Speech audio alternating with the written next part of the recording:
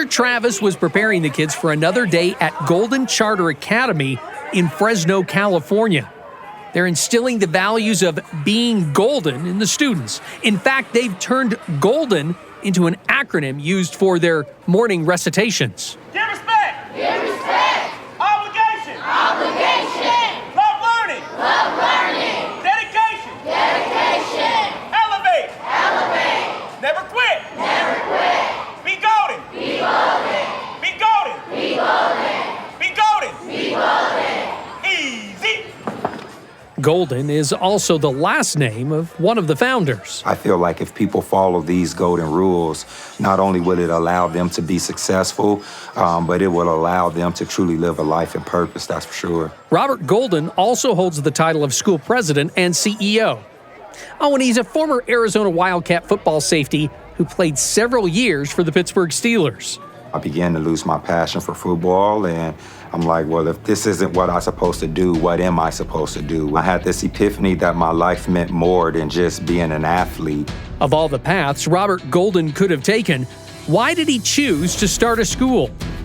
Welcome to BYU Radio's Big Stories, telling the amazing and inspiring tales from the Big 12 and beyond. I'm your host, Cleon Wall. Our episode, Be Golden. This was my childhood home that I grew up in right here. Robert Golden grew up in southwest Fresno. I helped my dad plant this tree that we're standing under right here. Robert's old neighborhood is tough and challenging, not for the faint of heart. One of the most underserved, underrepresented, rough areas in our whole Central Valley. This was one of the worst areas, certainly, when it came to, the alcohol and drug abuse rates, the crime rates. But Robert managed to rise above it all. I give a lot of credit to my mom and dad. They were able to steer us away from all of the trouble that surrounded us and kind of keep me on a straight and narrow path when it was easy for me to go left when I should have went right. My parents instilled in me to keep God first. He just loved God. Rolinda Golden's youngest son was already leading prayer meetings at their church by the age of 5. Growing up, he would say, I'm going to play for the NFL, then I'm going to be a preacher. So whether it's a relationship, whether it's football, whether it's whatever that I'm doing, I've always tried to find God in the situation.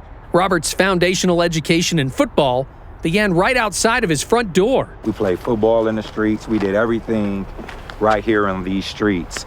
We were playing right here going this way, and I was running for a bomb. My brother Martell, Telly, he threw me a bomb, and I ran right into that mailbox right there. Ran right through it, sliced my whole face open, and I still got the scar till this day to prove it.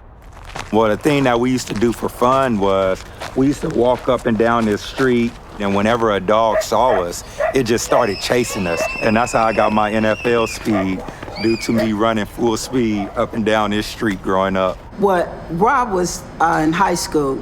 After the game, all his teammates, they would go out and they say, Rob, come go with us. And Rob would be sitting on the bench talking about, nope, I'm waiting on my mama. And they would call him square. They say, oh, you square, you don't want to do nothing. Come on and celebrate with us. Rob say, nope, I'm waiting on my mama. And I pull up, he don't be mad. He'll just get in the car and say, we won, Mom. And he'll exhale and he say, we won. He say, on to the next one. I mean, growing up here and making it to high school is a blessing. To make it to college, it's unheard of on this block in this neighborhood. Robert did make it to college, playing football for the Arizona Wildcats along the way. He set the record for the longest interceptions returned for touchdowns in U of A history, with a 79-yarder against Andrew Luck and the Stanford Cardinal and a 91-yarder against the Washington Huskies. Luck went on to become the #1 overall pick in the 2012 NFL Draft, while Northern Illinois QB Chandler Harnish was the last pick. Throughout the draft's 3 days, Robert waited, but his name was never called. Me and my husband, we were saying what he's going to do, because football is his life. He went in the back room, and me and his dad was in the living room, and I was crying. I said, but he worked so hard. What is he going to do? And Rob walked out of that room, and he said, don't worry about it, Mom. He said, God got it under control. And soon he finished, he got a phone call from the Pittsburgh Steelers saying that we want to fly you out and give you a chance. He's a man of tremendous faith. Golden seized the opportunity, making the Steelers roster and signing a 3-year contract. In doing so, he proved his father wrong, sort of.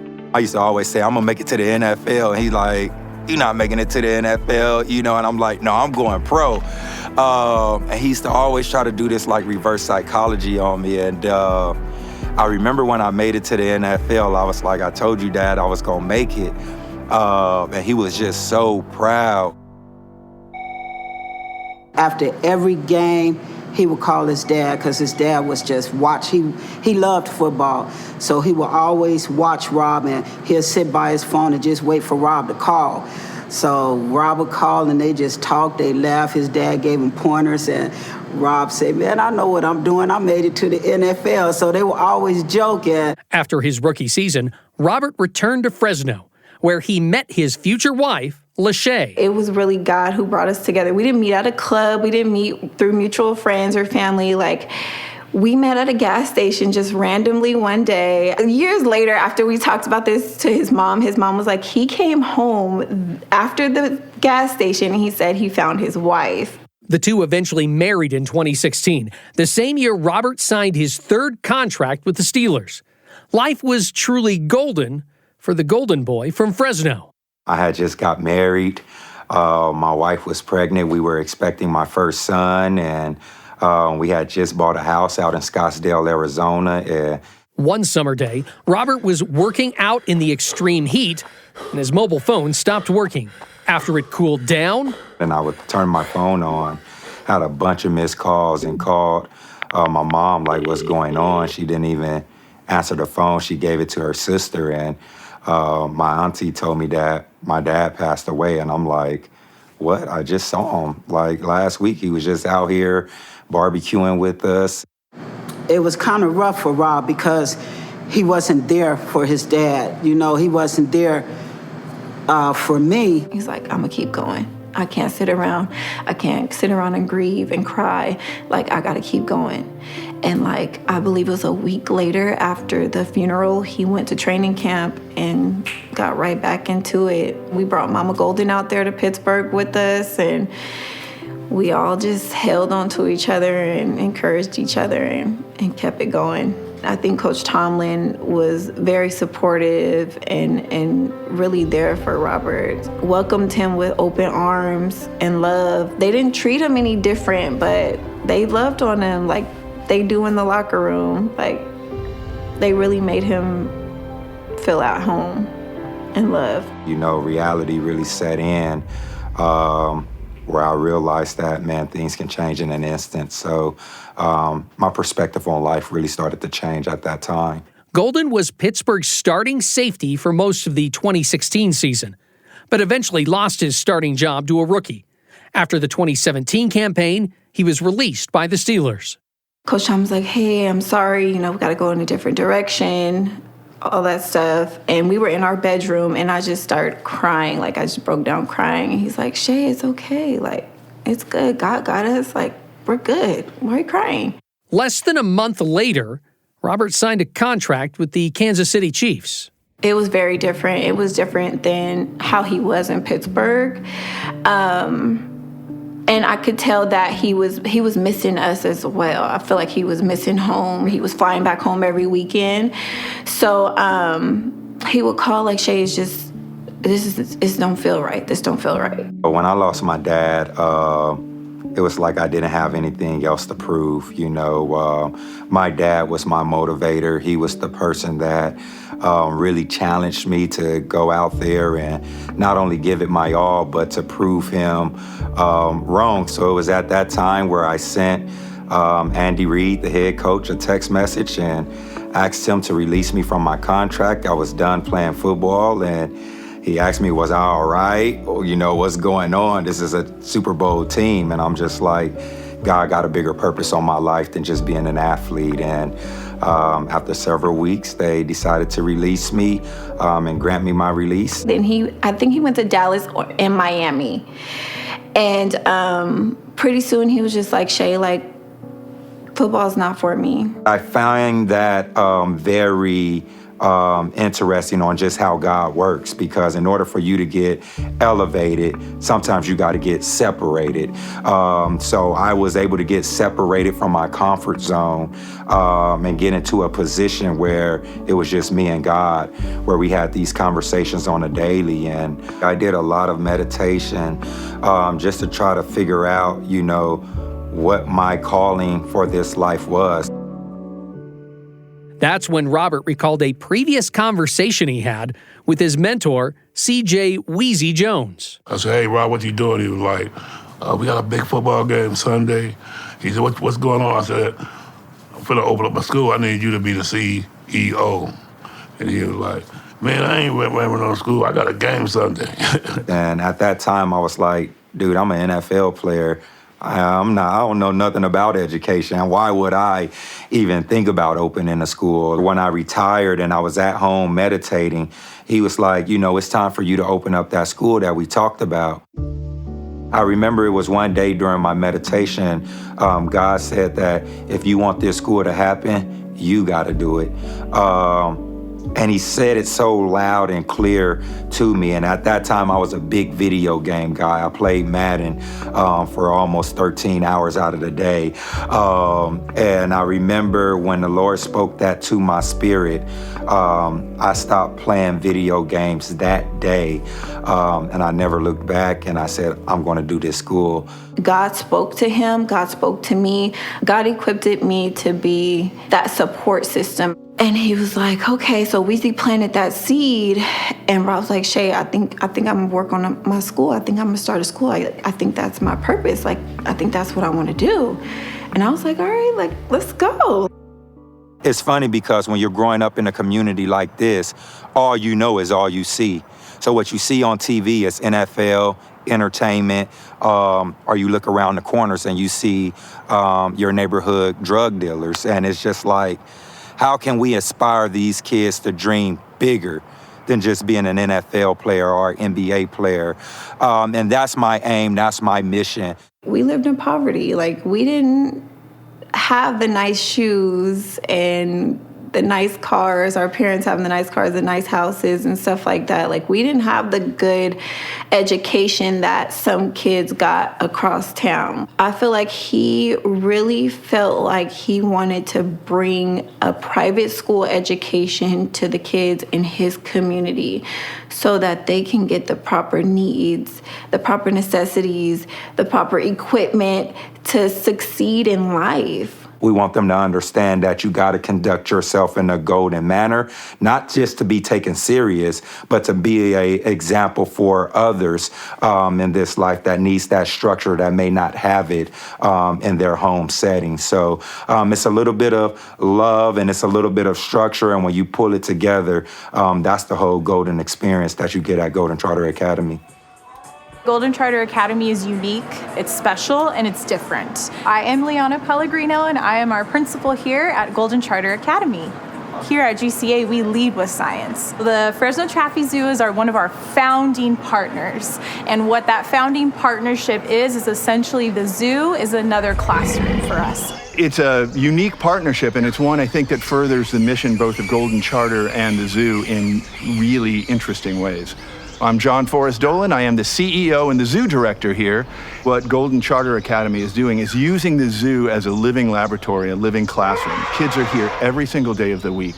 And it is a way for them to connect, to nature, of course, but also to take this sort of intrinsic animal interest that so many kids have and leverage that into learning in so many ways around STEM and STEAM education. That works great for the zoo because, of course, our mission is to educate the next generation of conservation stewards, and that's got to start at the youngest age. So we're building relationships with these kids at a very early age and making sure that we leverage that into real conservation outcomes. When you talk about what we're doing from an overall mission, we're looking to raise up environmental stewards. We're trying to build out a really strong education program that hopefully we can replicate with other zoos and other aquariums across the world. Here's somebody that wasn't brought up in the traditional way through educational leadership, but yet he's very successful at it, and he's innovative, and he's creative, and he's passionate, and he can move the needle. Ed Gonzalez, the board chair for Golden Charter Academy, played a crucial role in helping Robert get the school off the ground. I was so amazed at the culture he was creating with kids, and he just instinctively knew some things. I would even say to him, how did you come up with these ideas for school? I said, I never talked to you about, the golden rules and the branding. And he said, I thought about how school was for me, and I thought about what was missing from it. And I wanted to build a school filling that in. And I thought, oh my gosh, what an amazing way to turn the educational paradigm on its head. And instead of trying to build up kind of an institutionalized version of school, he thought, what was missing? I'm going to provide that in school. It's just genius. The impact on me has been, I've seen somebody that is so profoundly positive and believes in the manifestation of his idea and his vision so strongly that it's changed me. Be golden! Be golden. When we talk about our slogan, Be Golden, it's a philosophy on how to live life. What it means to be golden is just what it says, golden, excellent. We operate in excellency. To be golden is to be the best, to give it your all. Just thinking back on how far God has brought not only me, but my family. I just know my dad would be proud if he was here to see us today. So I'm just thankful. I have a lot of gratitude. The Bible tells us if we humble ourselves in due time, God will exalt you. And I feel like this is an opportunity for God to exalt the message and the mission of what we're doing here at Golden Charter Academy, not only for our scholars, but for this community. And this paradigm shift that I am looking to do for education is not only going to happen here in the city of Fresno, but God is going to open doors for us to do this around the world, and I can't wait to see it all come to fruition. Be Golden was produced and written by Whitney Sheffield and Cleon Wall. Music and post-production by Kevin West. Make sure you watch BYUTV's Big Stories by logging on to BYUSN.com. Big Stories is a production of BYU Radio.